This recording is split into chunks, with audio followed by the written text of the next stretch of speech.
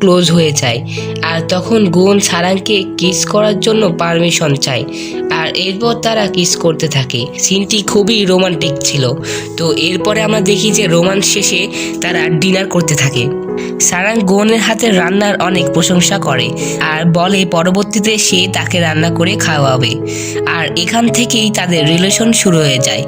এরপর গুণ খুব সুন্দর করে সেজে হোটেলে আসে, আর তখন স্যাং দেখে যে গুণকে আজ একদমই আলাদা দেখাচ্ছে। আর সারাং যখন হোটেলে আসে তখন গুণ শুধু সারাংয়ের দিকেই তাকিয়ে থাকে। এরপর লিফটে তারা দুজনের হাত খুব শক্ত করে ধরে থাকে। এরপর তারা একা হয়ে যায় আর সেখানে একটি রোমান্টিক সিন ক্রিয়েট হয়। আমরা তো মনে করেছিলাম যে গুণ সারাংকে হয়তো বা কিস করবে, কিন্তু গুণ সারাংকে ভালোভাবে কাজ করতে বলে সেখান থেকে চলে যায়। এরপর গুণ সারাংকে আজ বিকেলে একা দেখা করতে বলে।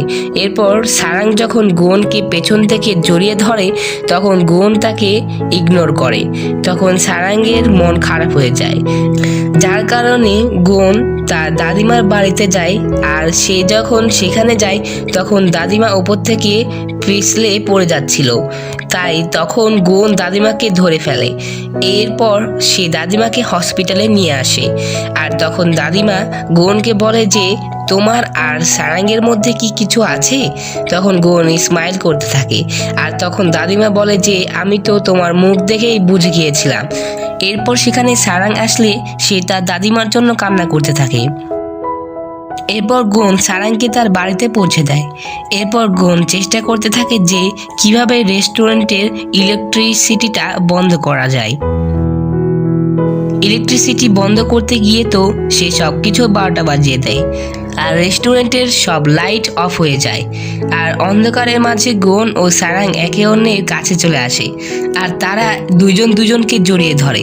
তো এরপর গুণ সারাংকে বলে যে আজ সে সারাংয়ের সাথেই থাকবে, আর তাকে আপসেট করার জন্য তার কাছে ক্ষমা চায়।